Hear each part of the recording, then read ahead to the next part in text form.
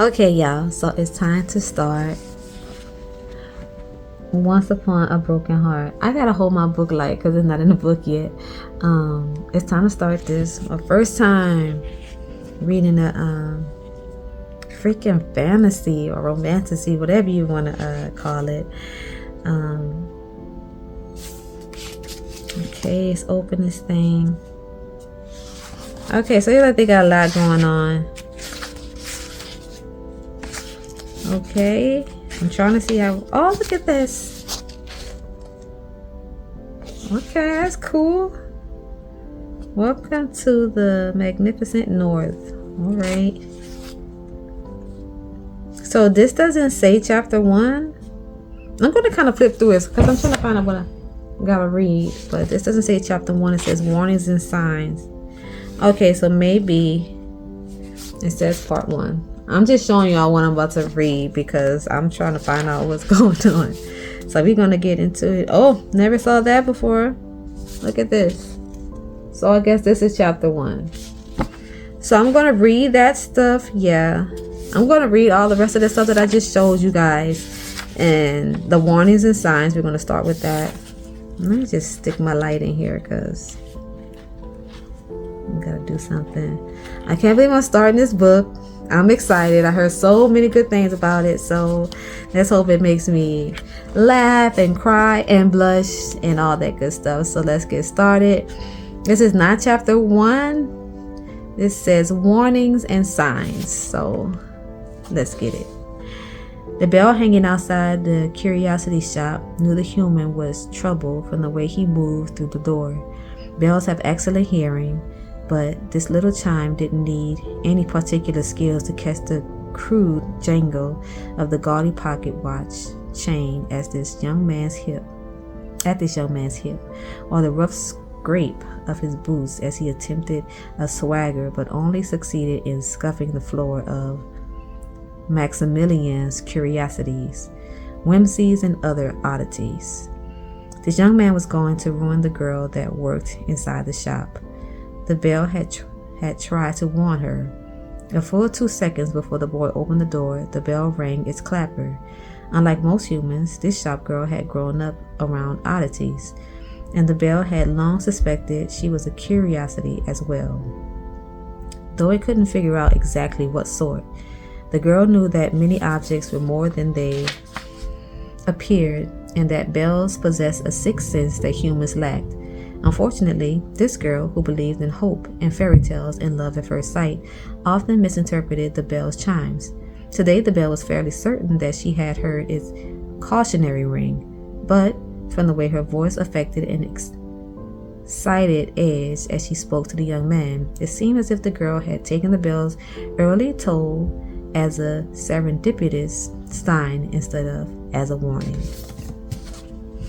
Part 1. The Tale of Evangeline Fox. Chapter 1. The Whisperer Gazette. Well Will the Broken-Hearted Pray Now, by Cutlass Nightlinger. The door to the Prince of Hearts church was disappeared, painted a deep blood red of broken hearts. The iconic entry simply vanished from one of the temple district's most visited churches, sometimes during the night, leaving behind an impenetrable marble wall. It's now impossible for anyone to enter the church. Now, that was the first little top part, this part. Now I guess it's just the actual chapter. Evangeline shoved the 2-week-old newsprint into the pocket of her flowered skirt. The door at the end of this decrepit alley was barely taller than she was, and hidden behind a rusted metal grate instead of covered in beautiful blood red paint. But she would have bet her father's curiosity shop that this was the missing door. Nothing in the temple district was this unattractive. Every entry here was carved panels, decorative architraves, glass awnings, and gilded keyholes. Her father had been a man of faith, but he used to say that the churches here were like vampires. They weren't meant for worship. They were designed to entice and entrap. But this door was different. This door was just a rough block of wood with missing handle and chipped white paint. This door did not want to be found, yet it couldn't hide what it truly was from Evangeline. The jagged shape of it was unmistakable. One side was a sloping curve, the other a serrated slash, forming one half of a broken heart, a symbol of the faded Prince of Hearts. Finally, if hope were a pair of wings, Evangeline's were stretching out behind her, eager to take flight again. After 2 weeks of searching the city of Valinda, she'd found it. When the gossip sheet in her pocket had first announced that the door from the Prince of Hearts church had gone missing, few imagined it was magic. It was the scandal sheet's first article, and people said it was part of a hoax to sell subscriptions. Doors didn't simply disappear. But Evangeline believed that they could. The story hadn't felt like a gimmick to her. It had felt like a sign telling her where to search if she was going to save her heart and the boy that it belonged to. She might have not seen much evidence of magic outside of the oddities in her father's curiosity shop, but she had faith it existed. Her father, Maximilian, had always spoken of magic as if it were real, and her mother had been from the magnificent North, where there was no difference between fairy tales and history. All stories are made of both truths and lies, she used to say. What matters is the way that we believe in them. And Evangeline had a gift when it came to believing in things that others considered myths, like the immortal fates. She opened the metal grate. The door itself didn't have a handle, forcing her to wedge her fingers into the tiny space between its jagged edge and the dirty stone wall. The door pinched her fingers, drawing a drop of blood, and she swore she heard its splintered voice say, "Do you know what you're about to step into?" Nothing but heartbreak would come from this. But Evangeline's heart was already broken, and she understood the risks she was taking. She knew the rules of visiting fated churches. Always promise less than you can give, for fates always take more. Do not make bargains with more than one fate. And above all, never fall in love with a fate. There were 16 immortal fates, and they were jealous and possessive beings. Before they vanished centuries ago, it was said they ruled over part of the world with magic that was malevolent as it was marvelous. They never broke a bargain, although they often hurt the people they helped. Yet most people, even if they believed the fates were merely myths, became desperate enough to pray to them at some point. Evangeline had always been curious about their churches, but she'd known enough about the mercurial nature of fates and fated bargains to avoid seeking their place of worship. Until 2 weeks ago, when she became one of those desperate people the stories always cautioned about. "Please," she whispered to the heart-shaped door, filling her voice with the wild and battered hope that had led her here. "I know you're a clever little thing, but you allowed me to find you. Let me in."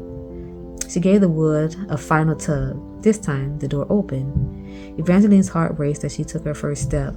During her search for the missing door, she'd read that the Prince of Hearts church held a different aroma for everyone who visited. It was supposed to smell like a person's greatest heartbreak. But as Evangeline entered the cool cathedral, the air did not remind her of luck. There were no hints of suede or vetiver. The dim mouth of the church was slightly sweet and metallic, apples and blood. Goose flesh covered her arms. This was not reminiscent of the boy she loved. The account she read must have been wrong, but she didn't turn around. She knew fates weren't saints or saviors, although she hoped that the Prince of Hearts was more feeling than the others. Her steps took her deeper inside the cathedral. Everything was shockingly white. White carpets, white candles, white prayer pews of white oak, white aspen, and flaky white birch. Evangeline passed row after row of mismatched white benches. They might have been handsome once, but now many had missing legs, while others had mutilated cushions or benches that had been broken in half. Broken. No wonder the door hadn't wanted to let her enter. Perhaps this church wasn't sinister, it was sad. A rough rip shattered the church's silence. Evangeline spun around the choked back and choked back a gasp. Several rows behind her, in a shadowed corner, a young man appeared to be in mourning or performing some act of penance. Wild locks of golden hair hung across his face as his head bowed and his fingers tore at the sleeves of his burgundy topcoat. Her heart felt a pang as she watched him. She was tempted to ask if he needed help, but he'd probably chosen the corner to go unnoticed, and she didn't have much time left. There were no clocks inside the church, but Evangeline swore she heard the tick of a second hand working at erasing the precious minutes she had until Luck's wedding. She hurried down the nave to the apse, where the fractured rows of benches ceased and a gleaming marble dais rose before her. The platform was pristine, lit by a wall of beeswax candles and surrounded by 4 fluted columns guarding a larger-than-life statue of the faded Prince of Hearts. The back of her neck prickled. Evangeline knew what he was supposed to look like.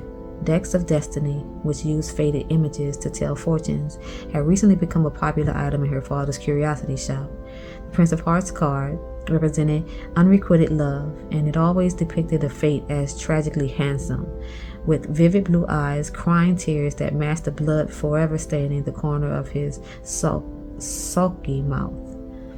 There were no bloody tears on this glowing statue, but its face did possess a ruthless kind of beauty, the sort Evangeline would have expected from a demigod that had the ability to kill with his kiss.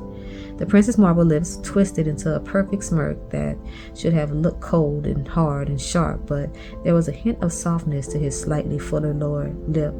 It pouted out like a deadly invitation. According to the myths, the Prince of Hearts was not capable of love because his heart had stopped beating long ago. Only one person could make it work again, his one true love.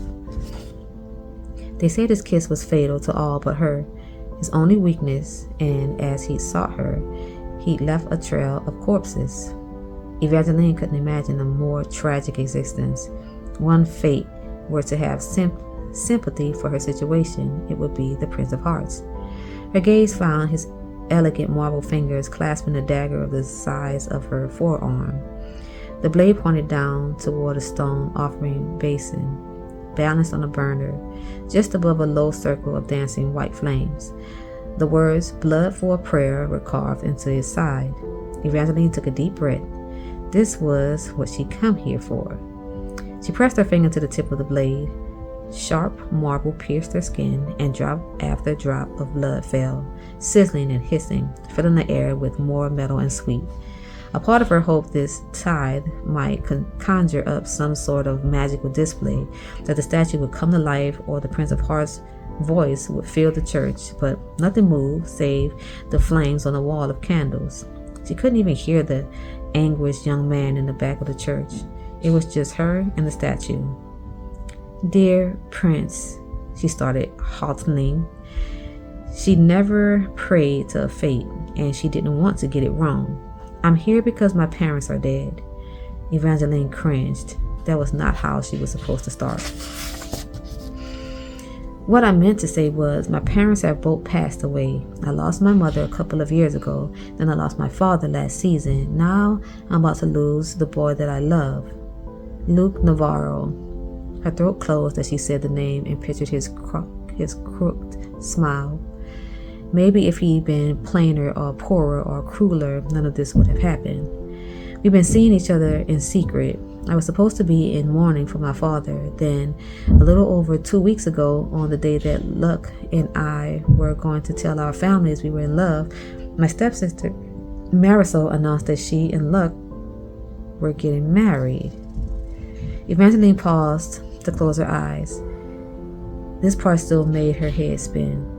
Quick engagements weren't uncommon. Marisol was pretty, and although she was reserved, she was also kind, so much kinder than Evangeline's stepmother, Agnes. But Evangeline had never even seen Luck in the same room as Marisol. "I know how this sounds, but Luck loves me. I believe he's been cursed. He hasn't spoken to me since the engagement was announced. He won't even see me. I don't know how she did it, but I'm certain this is all my stepmother's doing." Evangeline didn't actually have any proof that Agnes was a witch and she cast a curse on Luck, but Evangeline was certain her stepmother had learned of Evangeline's relationship with Luck and she wanted Luck and the title he'd someday inherit for her daughter instead. Agnes has resented me ever since my father died. I've tried talking to Marisol about Luck. Unlike my stepmother, I don't think Marisol would ever intentionally hurt me, but every time I try to open my mouth, the words won't come out, as if they're also cursed or I'm cursed. So I'm here begging for your help. The wedding is today and I need you to stop it. Evangeline opened her eyes. The lifeless statue hadn't changed. She knew statues didn't generally move, yet she couldn't help but think that it should have done something, shifted or spoken or moved its marble eyes. Please, I know you understand heartbreak. Stop Luck from marrying Marisol. Save my heart from breaking again.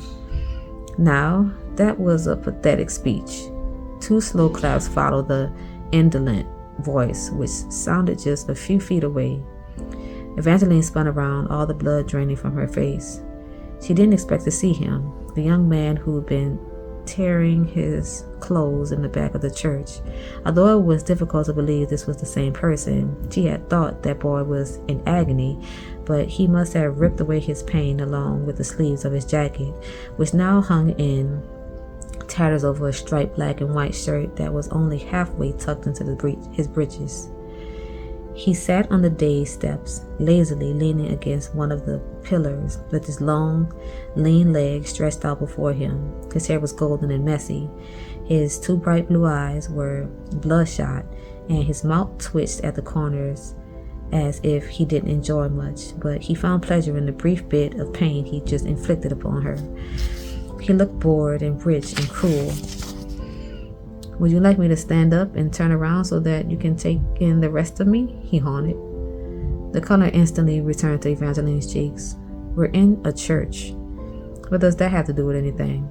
In one elegant move, the young man reached into the inner pocket of his ripped burgundy coat, pulled out a pure white apple, and took one bite. Dark red juice dripped from the fruit to his long, pale fingers, and then onto the pristine marble steps. Don't do that, Evangeline hadn't meant to yell. Although she wasn't shy with strangers, she generally avoided quarreling with them. But she couldn't seem to help it with this crass young man. You're being disrespectful. And you're praying to an immortal who kills every girl he kisses. You really think he deserves any reverence? The awful young man punctuated his words with another wide bite of his apple. She tried to ignore him. She really did, but it was like some terrible magic had taken hold of her. Rather than marching off, Evangeline imagined the stranger taking her lips instead of his snack and kissing her with his fruit-sweet mouth until she died in his arms. No, it couldn't be. You're staring again, he purred. Evangeline immediately looked away, turning back to the marble carving. Minutes ago, its lips alone had made her heart race, but now it just seemed like an ordinary statue, lifeless compared to this vicious young man. Personally, I think I'm far more handsome. Suddenly, the young man stood right beside her. Butterflies fluttered to life inside Evangeline's stomach, scared ones, all frantic wings and 2 fast beats, wanting her to get out of there, to run, to flee, but she couldn't look away. This close, he was undeniably attractive and taller than she realized. He gave her a real smile, revealing a pair of dimples that briefly made him look more angel than devil. But she imagined even angels would need to beware of him. She could picture him flashing those deceptive dimples as he tricked an angel into losing its wings just so he could play with the feathers. It's you, she whispered. You're the Prince of Hearts.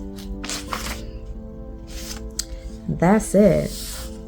Okay, so I'm like, okay, so that started off a little, I was freaking confused. But yeah, okay, I'm interested so far. I'm interested in the Prince of Hearts. He sounds like an interesting guy. Cocky, but very interesting. So that was a lot. Wow, 19 minutes. I need to stop. Okay, it's time for me to shut up. Until next time, y'all. Good night.